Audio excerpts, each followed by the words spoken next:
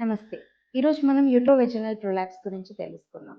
అయితే ఈ యూట్రోవెజనల్ ప్రొలాప్స్ అంటే యూట్రస్ వెజైనా ద్వారా బయటికి జారడాన్ని యూట్రోవెజనల్ ప్రొలాప్స్ అని అంటాం. అయితే వీటి వల్ల వచ్చే సమస్యలు ఏంటి? ఈ ప్రొలాప్స్ వల్ల మోషన్‌ని కంప్లీట్‌గా ఎంప్టీ చేయలేకపోవడం లేదా రికరెంట్‌గా యూరిన్ ఇన్ఫెక్షన్స్ రావడం అనేది కామన్‌గా చూస్తుంటాం. అండ్ ఈ మాస్ బయటికి రావడం వల్ల బ్యాక్ పెయిన్, పెల్విక్ పెయిన్ అనేది కూడా ఎక్కువగా ఉంటుంది వీళ్ళలో.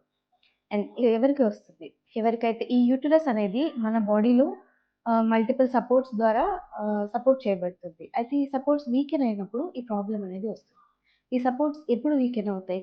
ఎక్కువగా నార్మల్ డెలివరీస్ అయిన వాళ్ళలో, లేదా హెవీ వెయిట్ లిఫ్ట్ చేసే వాళ్ళలో, ఒబీస్ వాళ్ళలో, అడ్వాన్స్డ్ ఏజ్ లేదా మెనోపాజ్ పీపుల్‌లో ఈ సమస్య అనేది ఎక్కువగా కనబడుతూ ఉంటుంది.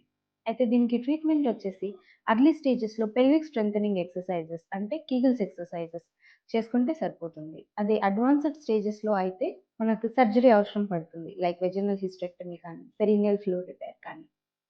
కాబట్టి ఇలాంటి సమస్యలు ఉంటే వెంటనే యూరో గైనకాలజిస్ట్‌ని సంప్రదించి మీ ట్రీట్మెంట్‌ని తెలుసుకోండి. Thank you.